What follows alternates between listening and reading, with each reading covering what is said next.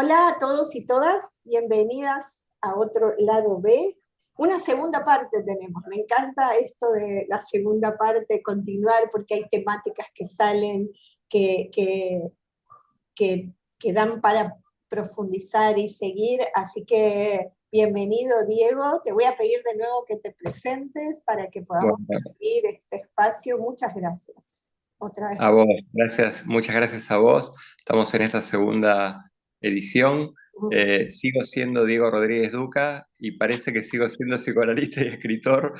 Parece que hay una continuidad espacio-temporal que me permite continuar con esta identidad.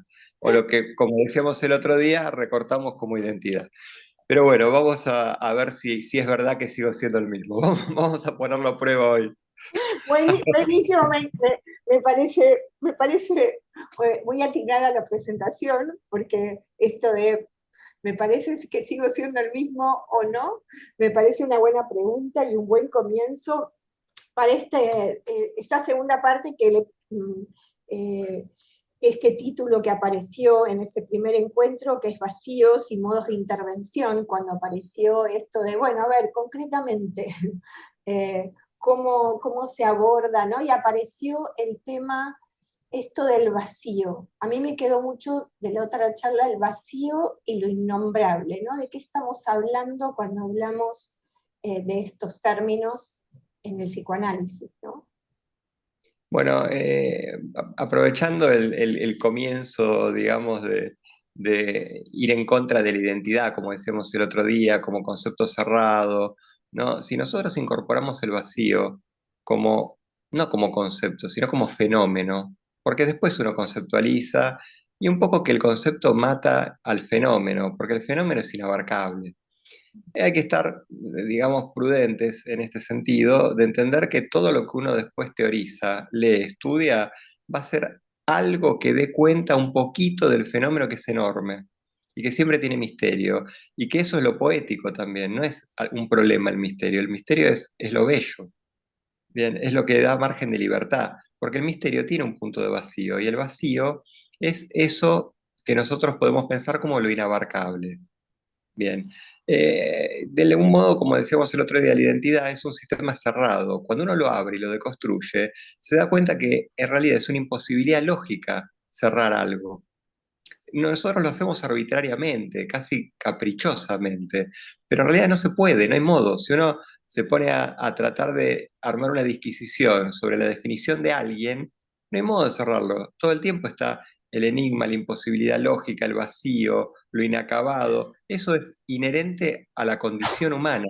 Entonces, yo pensaba en esto del vacío para poner un ejemplo, porque no hay un solo vacío, y de hecho, uno puede pensar en el psicoanálisis, en la topología psicoanalítica, muchas maneras de pensar el vacío en diferentes lugares de la estructura. Pero hay una manera muy interesante y muy básica de pensarlo, que es nosotros, las palabras que usamos, necesitamos que tengan espacios en el medio de tiempo, porque si las dijéramos todas juntas, no se entendería nada.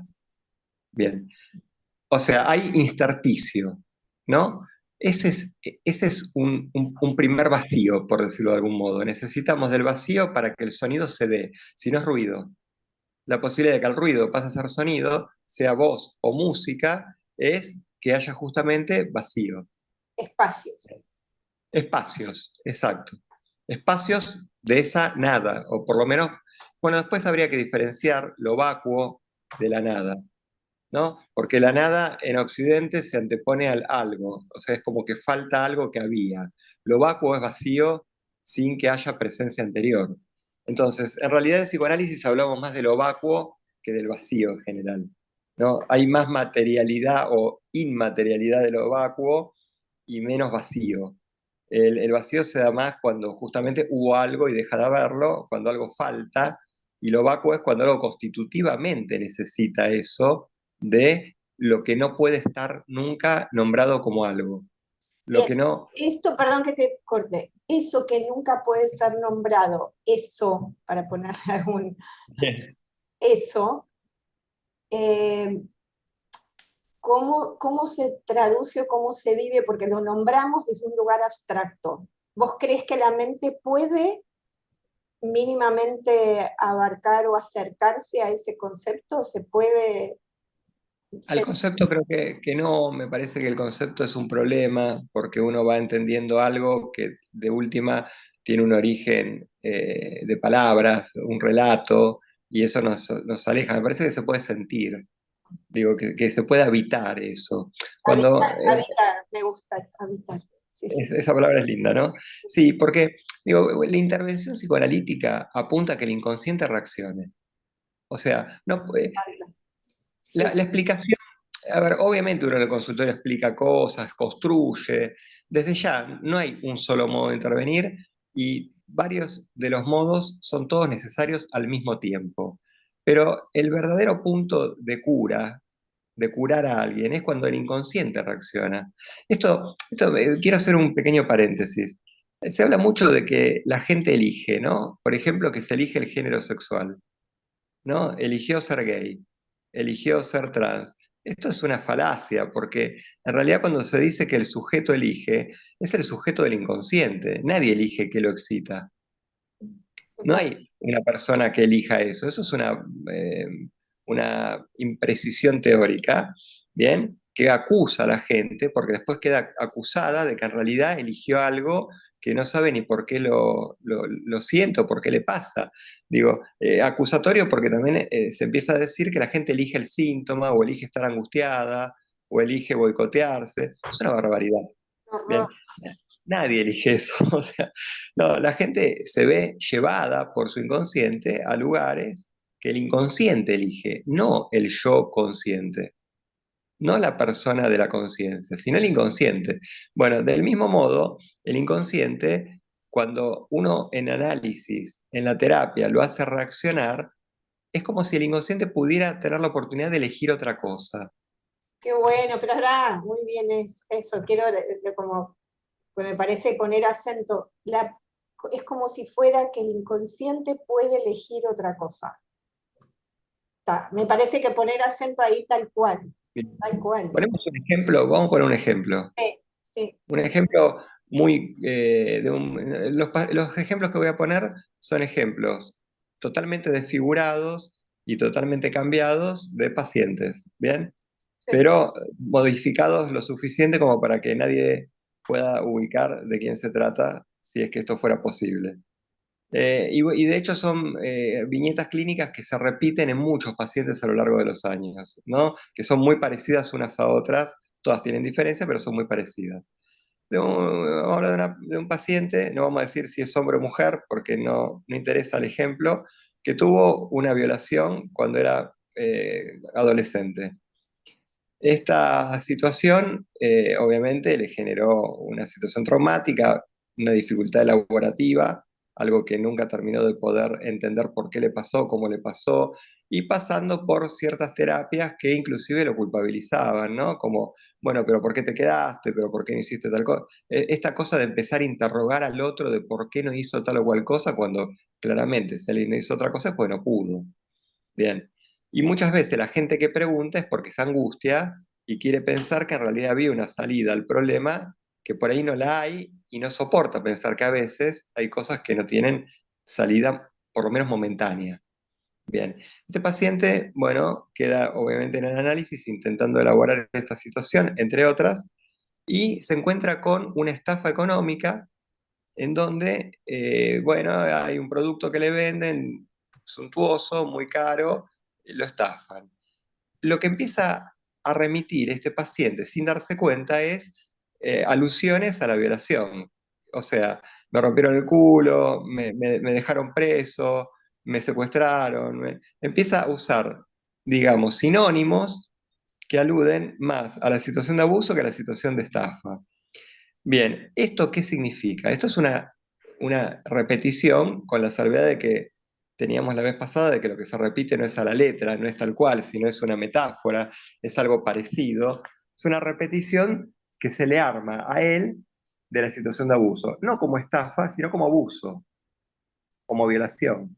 En este punto, obviamente la tarea del analista es marcar que acá lo que se está dando es una actualización del trauma, lo que vivió se le actualiza en una situación distinta, pero para la vida anímica de él semejante. Y en esta actualización, el inconsciente, si es bien, digamos, intervenido, tiene la posibilidad de tomar otra posición. Entonces, ¿cuál es la intervención? Bueno, vos no pudiste hacer otra cosa en su momento. Ahora, ¿pensás, por ejemplo, hacer justicia? Digo, ¿va a repetir el parámetro de su acción inconsciente de quedar inhibido y de no decirle a nadie? ¿O va a denunciarlo, por ejemplo, a la justicia y llevarlo a un abogado? Bueno, en ese sentido, tiene la oportunidad en la repetición de armar una diferencia. Bien. A Clarísimo. condición, está claro, ¿no? Digo, a condición de que un analista lea que ahí hay una repetición metafórica y que la repetición sirve no solamente para marcarla, mira, ahí repetís, no, eso es solo preparar el terreno. Digo, lo fértil es que pueda el analista ayudarlo a que tome una posición distinta o por lo menos que tenga la chance de elegir otra cosa. Y eso empieza a generar una elaboración distinta, no es la elaboración de la comprensión, es el alivio de sentir que se puede hacer otra cosa. Qué importante esto de dar una nueva respuesta, ¿no? Pensaba en la palabra responsabilidad, como una Ujú. capacidad de responder, ¿no? De responder incluso, como vos decís, donde no hubo posibilidad de elección, o como en la gran cantidad de cuestiones que tenemos en la vida, donde la posibilidad del famoso libre albedrío es muy pequeña, digo en este sentido, donde el inconsciente elige, ¿no? Y en esa repetición, además como metafórica, como vos decís, poder elaborar, porque además esa repetición y esa nueva respuesta permite mínimamente, no sé si se puede elaborar, sino como dar un sentido, encontrar una posibilidad de seguir adelante, ¿no? Sí, dar otro sentido, pensaba, ¿no? Digo, que el sentido que tenía no sea el único, y que Eh, pueda haber otro, y pero que pueda aparte, haber otro sentido. totalmente, esto de encontrarle otro sentido a algo que es el trauma, ¿no? Una situación que deja una marca que no se puede elaborar, ponele, ¿no? Entonces pensaba, me viene como la herida quironiana, pensaba en Quirón, el sanador herido, ¿no? Que no se puede sanar, pero se vuelve un experto sanador, donde después Claro, también hay algo con otros, ¿no? Como que le puedo dar a otros y ahí la herida redirecciona. En este caso, por ahí, pensaba en los traumas severos donde una de las posibilidades es después darle a otro o ayudar a otros en eso que a mí me lastimaron, como claro. como un circuito que permite, no sé si elaborar, pero permite no quedar solamente en la herida absurda, ¿no? O en algo que no se puede elaborar. Totalmente, porque eso a ver, el trauma también es una materialidad psíquica que de algún modo tiene una insistencia insoportable. Lo que uno trata es de con esa materialidad hacer otra cosa.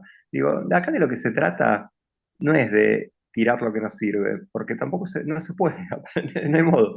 Digo, Ay, sino de transformarlo, de para qué se usa lo que hay. La idea del psicoanálisis es usar lo que hay para otra cosa.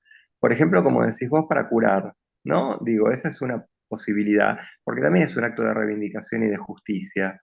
Y es un acto de amor a otro para que no viva lo mismo o para que se cure más rápido o mejor o con más posibilidades. También es verdad que es muy lindo lo que decís, porque esto, no sé si te das cuenta, pero ubica que el acto de curar no depende solamente de los que nos dedicamos a eso. esto lo quiero marcar porque es algo que es un poco mi bandera en el último tiempo.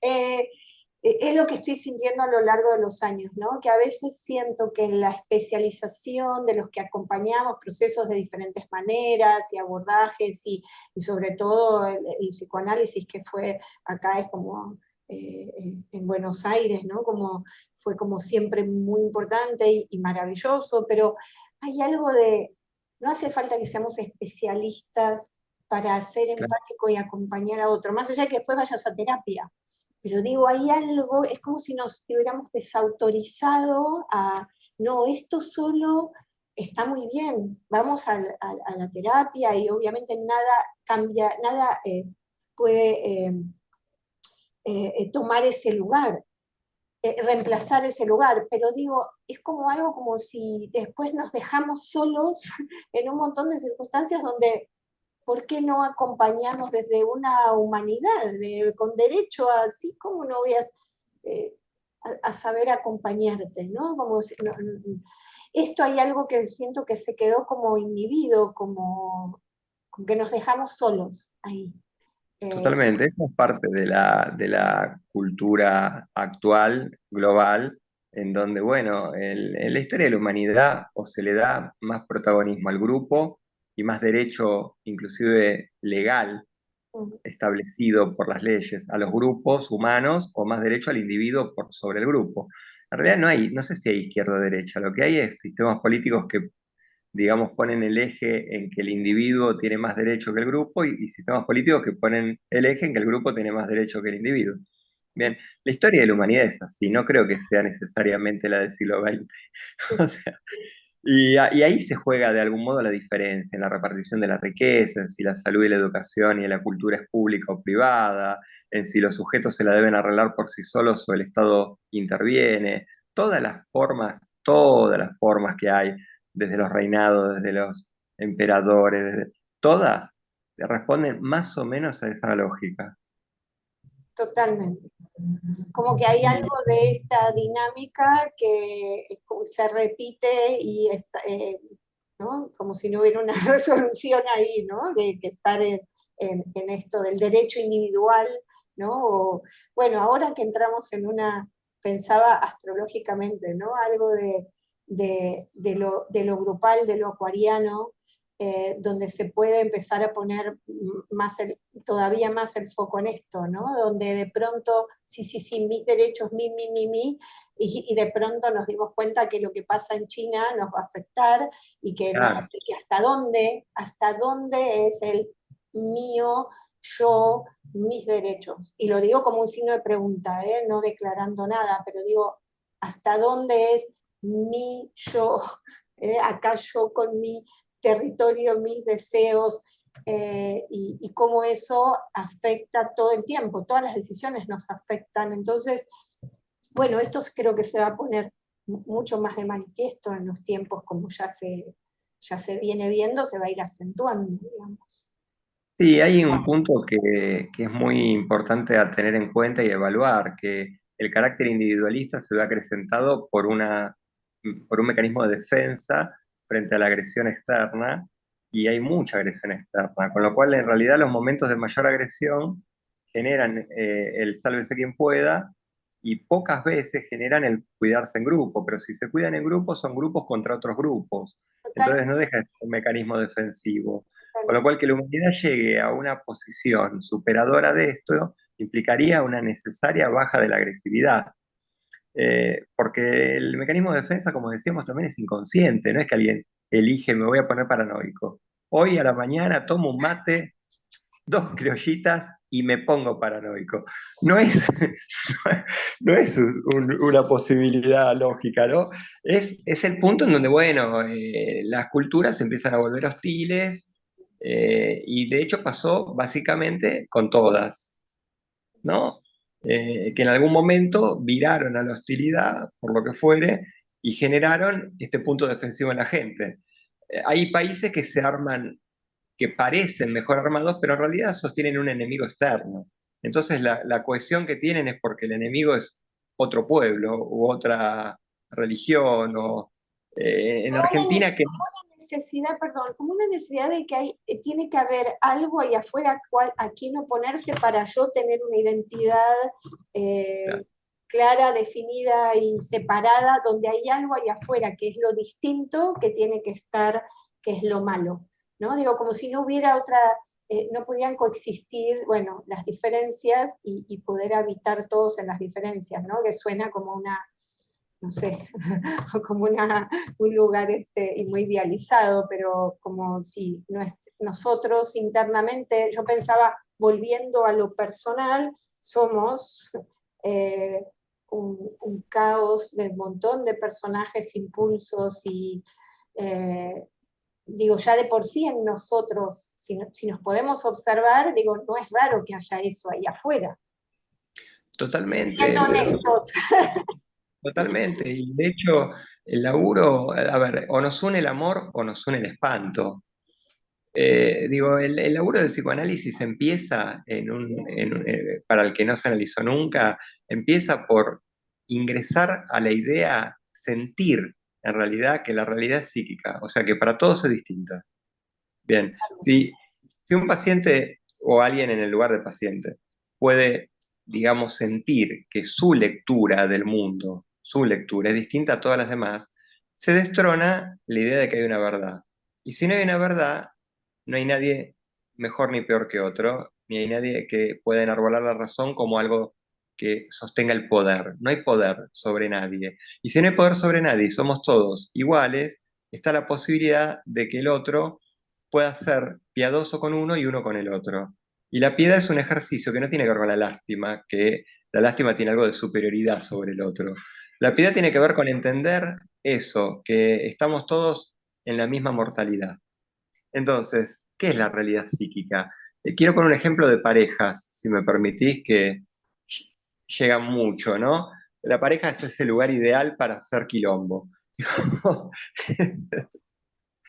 Es ese lugar como facilitado, ¿no? Donde todos los síntomas, todos los reproches, todas las broncas. Bueno, ¿y de qué se trata esto? Por ejemplo, la gente empieza a tener lecturas paranoicas, ¿no? Como que el otro lo daña, como que el otro se lo hace a propósito, como que el otro sabe que le duele y lo hace igual. Esto, en principio, niega el inconsciente, o sea, es creer que el otro es pleno voluntad, pleno yo activo del conocimiento y de la voluntad, y que le va a hacer a uno la vida imposible. Y lo que está desconociendo es que el otro también tiene síntomas, también opera con angustia, también hace una lectura. Desconoce que el otro está también tomado por el inconsciente y por variables infinitas que vaya a saber uno cuáles son. Y que uno también. Entonces, las parejas se enriedan muchas veces en creer que hay siempre, que no es que no la haya a veces, pero creen que hay siempre un acontecer de uno para con el otro abusivo y calculado, algo premeditado. A propósito, Cuando, es a propósito. esa es la mejor palabra, a propósito, sí. Y no tienen en cuenta que la realidad sea así, que implica que el inconsciente lee, por ejemplo, paranoicamente. El inconsciente lee, y uno, hasta que no se da cuenta que es el inconsciente el que lee, cree que eso es verdad. Entonces, en ese punto, si la mujer de uno es desordenada y uno cree que desordena para que uno se enoje, lo que se arma es una hostilidad espantosa. Distinto es pensar que ella es desordenada por lo que fuera, por su tío abuelo, no importa, porque es desordenada y punto. Y en ese sentido uno poder tener una visión hasta amorosa y hasta que le pueda causar simpatía, eso que si lo ve como algo a propósito, enoja. O sea, lo mismo, el mismo hecho fáctico, el mismo hecho de que la mujer de uno sea desordenada, en un punto de lectura paranoica puede enojar y puede generar una hostilidad espantosa. Y en un punto de ternura puede generar una gran simpatía. Entonces, la misma situación puede ser leída de diferentes maneras. A eso apunta básicamente la primera instancia del psicoanálisis. ¿A qué lectura hace uno de lo que llamamos realidad? Re interesante porque, claro, siempre la lectura es desde la propia creencia, vivencia, condicionamientos, etcétera, etcétera. Digo, siempre es desde ahí. Es como cuando decimos no vemos la realidad, sino la vemos como somos, digo, Claro. en realidad no hay, ¿cuál sería la realidad? Pues en realidad nunca la podríamos ver, siempre hay un velo por lo cual yo puedo traducir, registrar, ¿no? Eso que está ahí, que está sucediendo, ¿no? Digo, como vos decís, el lugar de la pareja es el lugar para poner todo, todo en juego, un quilombo.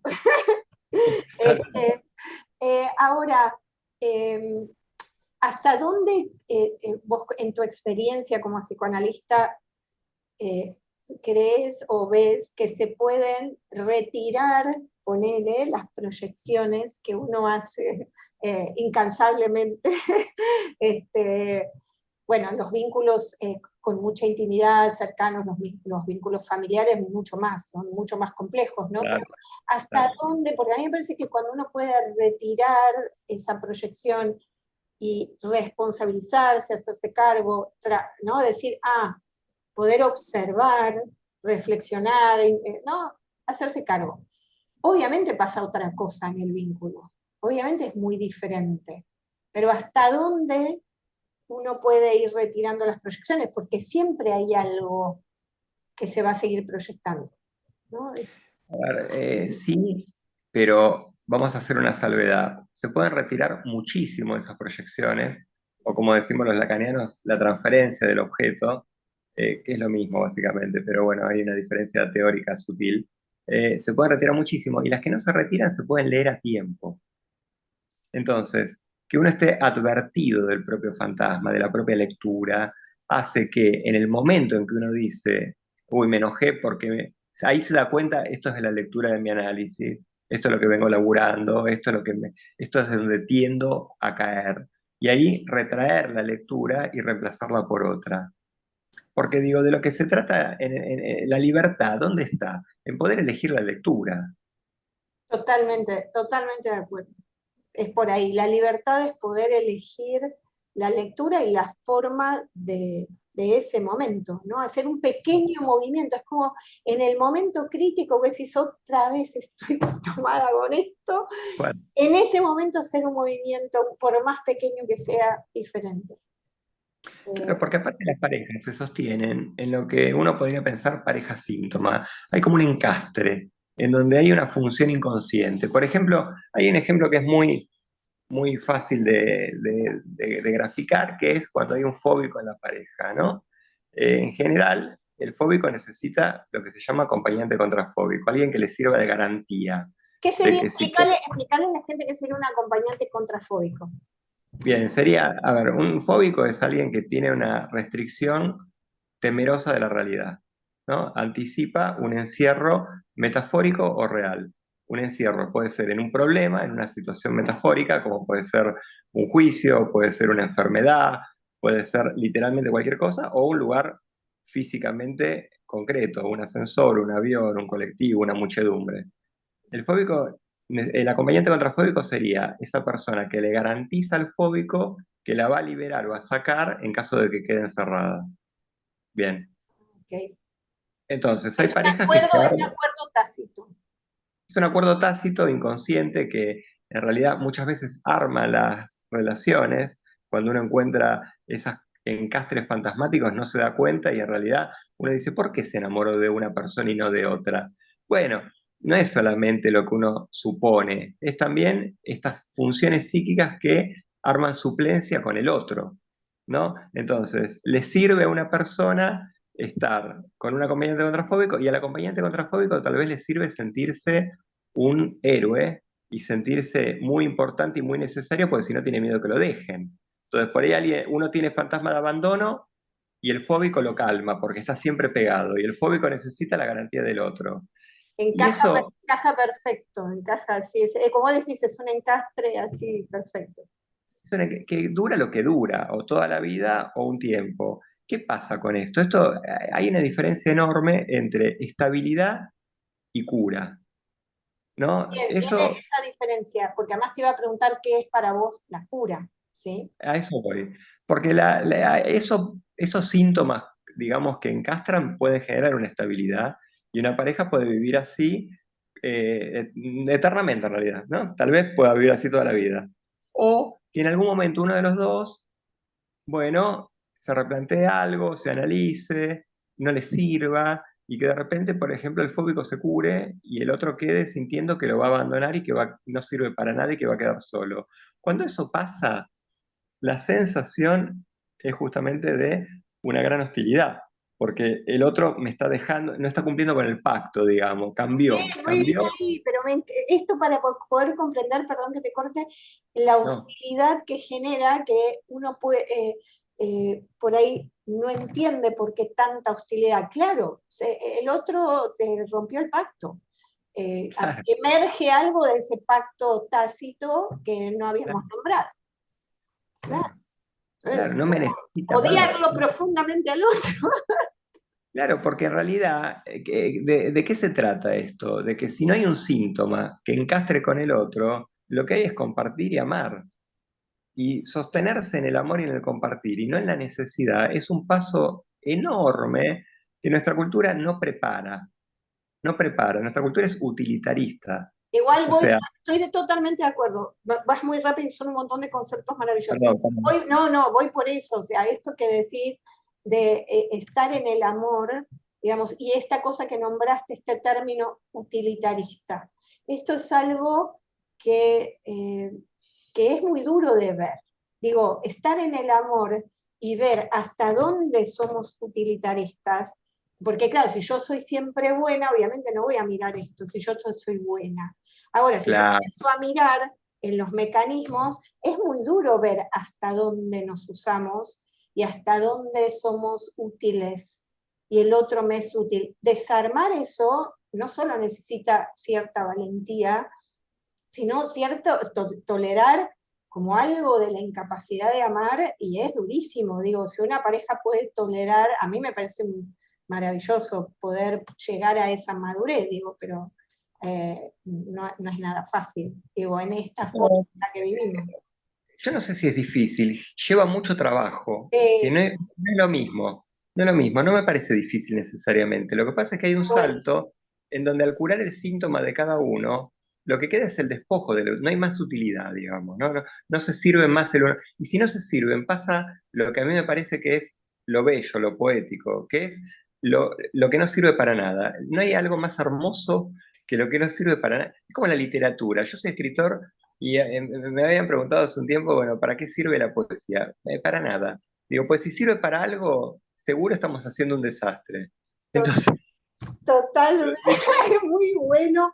Estaba aquí, perdón, pero justo tengo no, no. tus libros aquí y ya que los nombras, digo, muy interesante porque tu manera de escribir, que tiene como algo de, por supuesto, sumamente poético, pero muy cerca, donde conviven lo bello y lo terrible todo el tiempo, como muy descarnadamente, y pensaba que en estas metáforas y usar la paradoja y cómo sostenés la tensión en la escritura entre una enorme belleza e inocencia mezclado con lo más oscuro, ¿no? A veces pensaba, cuando leía tus libros, pensaba en un personaje que escribe a través tuyo, que puede eh, como tolerar toda esa tensión, y en la palabra aparece que produce al mismo tiempo mucha incomodidad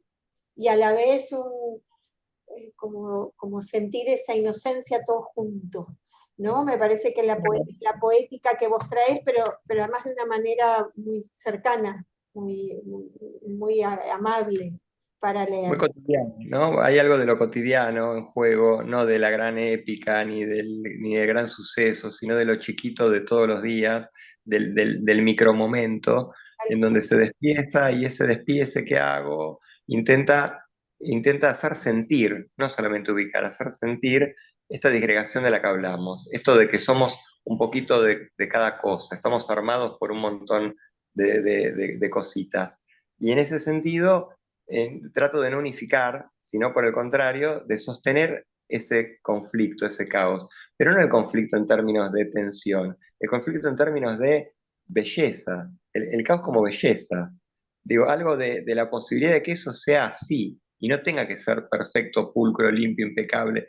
Que Exacto. es como los paisajes naturales, cuando hay un árbol caído en el bosque, ese árbol caído, lleno de musgos, y lleno de animalitos, le da una belleza extra. Si están todos los pinitos al mismo tiempo, en el mismo lugar, plantados por el hombre cada 3 metros, no tiene la misma belleza que ese bosque que de repente se constituye por una avalancha, por un árbol caído, por un riacho que se hizo como lugar en alguna tormenta. Digo, ese caos es bello. Y insisto con la idea de que no tiene que servir, porque algo del amor de pareja no tiene que servir para nada, porque cuando uno le da la utilidad, es una lectura. Uno puede en realidad darle la lectura, uno puede decir, bueno, la poesía sirve para despertar, a la bla, bla, bla, bla, bla, o el amor sirve para... Pero cuando uno le da utilidad, le está dando un encastre sintomático, porque está haciendo que el otro sirva para algo, y es tremendo que el otro sirva, es horrible. Entonces, la idea de que el otro sirva es espantosa. La idea de que uno esté con el otro porque ama, disfruta y siente placer es eso, a mi criterio, sublime. Entonces, si nosotros leemos con el foco de la utilidad, con el cual se puede leer todo, como todo se puede traducir a dinero también, si uno fuerza simbólicamente el tema, todo se puede traducir. Digo, si uno va por esa vía, genera en el otro un carácter de encastre. Bien, y si uno entiende que hay cosas que no sirven para nada, en el sentido, obviamente, del que estamos hablando, en el sentido utilitarista, que no sirve, y que es porque simplemente se Es, siente bello, eso, lo que pasa es que para que una pareja pueda habitar ese estado de estar juntos, porque se aman y lo disfrutan, tiene que haber una gran seguridad en ellos mismos, porque de algún modo el utilitarismo, el sentir que el otro te sirve y que uno le sirve al otro, te garantiza la presencia del otro, entre comillas. Hay una sensación de, bueno, si le sirvo no me va a dejar o no se va a ir. ahí Ahora, aparece si no le lo que, sirvo, perdón que te corte, ahí aparece lo que cuando empezamos la charla, ¿no? Esta cosa de la continuidad y sostener una continuidad, ¿no? Y algo que me va a asegurar esa continuidad. Sí, absolutamente, las garantías. las Digo, garantías. ¿cómo hace uno para vivir sin garantías? Porque ahí está la diferencia, como te decía, entre lo que estabiliza, que puede ser que uno sienta garantías en algo, en lo que fuere, en la prepaga, en el papá, en la plata, que uno arme que tiene garantía, y lo que estabiliza nunca cura, porque mantiene el síntoma tranquilo, digamos. Ahora, lo que cura tiene que ver con, bueno, a ver, no hay garantías, ¿qué hacemos? Bueno, ahí empieza la creatividad. Bueno, Vos hablás de esto, es tal cual, estas dos fuerzas, o para llamarlas de alguna forma, ¿no? Además, la estabilidad que necesita el yo, ¿no? Necesita lo seguro, necesita, digo, esto en todos los lenguajes, en la astrología, en el viaje del tarot a través de las cartas es igual, es como el diálogo entre esa estabilidad que necesitamos para hacer forma y estructura, para estar aquí y quedarnos tranquilos y que haya una continuidad y todo esto, y la creatividad que necesita vacío, que necesita que no Tal haya algo cual, previo. tal Entonces, cual. este juego de estas dos fuerzas es el gran tema que aparece nombrado de diferentes formas, digamos, en los distintos lenguajes, pero creo que es un diálogo que creo que es un diálogo maestro, digamos, no es un arte, es una danza este diálogo, porque también es cierto que necesitamos cierta estabilidad como cerebro mamífero, como ciertas, venimos como formateados con ciertas cuestiones que son necesarias para la expresión o para poder vivir la experiencia, ¿no? Algo que organice. Ahora, eso se cristaliza tanto que pierde total creatividad, o sea, pierde Bueno, porque en realidad uno puede pensar que algo de la convicción en que uno va a poder hacer algo con lo que le toque es lo que da una cierta, si se quiere, salud, en el sentido de no estar sintiendo la amenaza, ¿no? Digo, ¿qué es la convicción de que uno va a poder hacer algo con lo que le toque? Que va a poder hacer algo, no necesariamente salvarse, no necesariamente un bestseller, no necesariamente algo fantástico, pero que va a poder hacer algo, que no se va a quedar en un lugar de objeto, en un lugar que es lo más angustiante que el hombre puede sentir, que es un lugar de cosa. Digo, que va a poder actuar y que va a poder elegir algo y que va a poder de algún modo darle alguna resolución posible a lo que le pasa. ¿Esto es garantizado? No, porque alguien se puede morir en la esquina, no hay garantía. Digo, claramente que no, alguien puede quedar perplejo también, digo, y no tener la posibilidad elaborativa ni siquiera para ver la situación, pero en el 99% de los casos la gente tiene chances de leer y de crear una nueva posición. y Porque esa, de lo que se trata es de esto, y de esa la posición. totalmente. Sí, perdón, en esa nueva posición es posible desde ese lugar vacío, ¿no? Desde el lugar conocido, estable y repetido. Digo, es desde Tal ese cual, vacío que tal surge, cual. digo, no, yendo al comienzo de la charla con el tema del vacío, ¿no? Digo, es desde ahí que surge una posibilidad, o la posibilidad de dialogar diferente con eso, pero es más desde ahí que desde, porque una vez que hay algo establecido, conocido, donde todo es previsible, no hay una respuesta nueva ahí.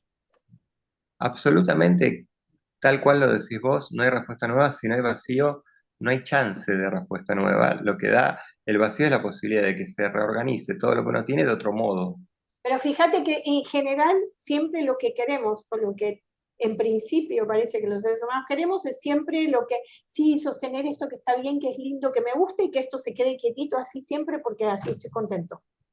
Hay Claro, algo de esto que claro. naturalmente sale, bueno, que no se mueva nada de esto, que no se caiga nada de esto porque esto me gusta. Yo empiezo a elegir, bueno, esto quiero, esto no quiero. Y ahí empieza todo el quilombo. Absolutamente. Bueno, hay algo en relación al vacío, ya que lo traes, voy a complejizar un poquitito la charla, un poquito.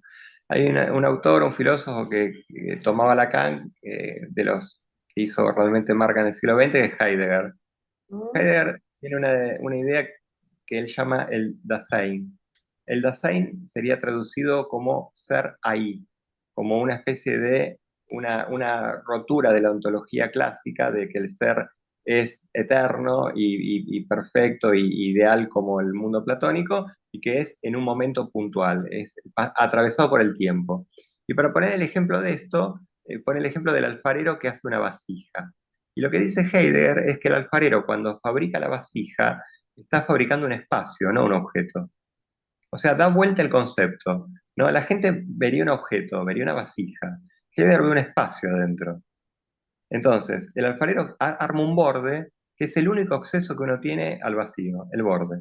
Que muy el bien, borde sería la lectura. muy bien. Bien. Y lo que hace el miedo es ponerle la tapa a la vasija, entonces que no se ve el vacío. Bueno, yo esto lo agrego, claramente no lo dijo Heidegger. No, no, no, pero me parece un ejemplo clarísimo para visualizar esto. Está clarísimo. Claro. Entonces, el miedo pone la tapa, entonces no se ve el vacío. Exacto. Distinto es que el vacío esté y que uno vea qué hace con él. Un día será una vasija de vino, un día será una vasija de espíritus, otro día será una vasija de sueños y otro día será para tirar la yerba, no importa. Pero digo, que sea múltiples cosas implica que uno no quede aferrado a un sentido. Porque por eso el psicoanálisis insiste mucho en esto de que el sentido es una construcción, o sea, que puede haber otros. Porque si hay un solo sentido, estamos perdidos. O En el sea, horno, o sea, ya está, estamos en el horno, totalmente. entonces, ¿que uno vive sin sentido? No, pero vive sabiendo que es una construcción y que lo puede cambiar. Que no es lo mismo, porque alguien que pierde el sentido puede estar melancolizado, por ejemplo. Digo, puede tener una salida patológica eso. La idea no es quedar sin sentido, porque algunos malinterpretan el psicoanálisis como que a la persona que se analiza no le importa más nada. No, lejos de eso, le importa mucho, pero le importa mucho no en el sentido utilitario. Digo, porque ahí empieza a verse cómo la gente puede transformar los vínculos laborales, su relación a la naturaleza, su relación a la salud de su cuerpo, digo, vínculos en el sentido amplio. Digo, ¿cómo se puede revisar esto? Leyendo de otro modo. Porque, insisto con esto de la lectura, como bien dijiste vos, es a condición de que haya un vacío. Si está lleno de algo, de un sentido, no hay posibilidad de leer de otro modo. Totalmente. Totalmente creo que con esto, Diego, la verdad que cuando dijiste voy a complejizar, en realidad lo aclaraste un montón con la imagen de la vasija, que comparto totalmente. Eh, Nada, creo que quedó como eh, eh, poder meternos un poquito en este tema tan amplio, maravilloso, clarísimo, un placer. Me parece que está bien con esto, con todo lo que se abrió y compartimos. Así que agradecerte y dejar ahí, ¿no? Todo quedó como ahí, dimos ese último toque y quedamos ahí, tipo, bueno, gracias, gracias otra vez por este tiempo, por toda tu sabiduría, tu compartir. Eh, y que puedan también acercarse a leer tus libros. Gracias. Sí, este tengo acá, el que estoy leyendo, que se llama La tragedia fluye, que me parece otra vez una forma de, como hicimos acá, que es mi propósito también de estas charlas, que es acercar diferentes abordajes, como visiones, lenguajes, maneras, pero acercar, traducir, acercar, ¿no? Como el que no sabe nada, a ver de qué va esto, y no quedarnos solos en los diferentes lenguajes, solo los que conocemos del tema, y me parece que con la poesía vos haces esto de acercar, así que nada, súper recomendable, y nada, agradecerte un montón este espacio. Te agradezco a vos, lo que haces es hermoso, armás un espacio hiper cordial y haces algo al mundo, eso, le aportás algo al mundo y eso es muy valioso, así que muchas gracias a vos. Muchas gracias y ojalá podamos seguir haciendo charlas. Gracias. Ojalá.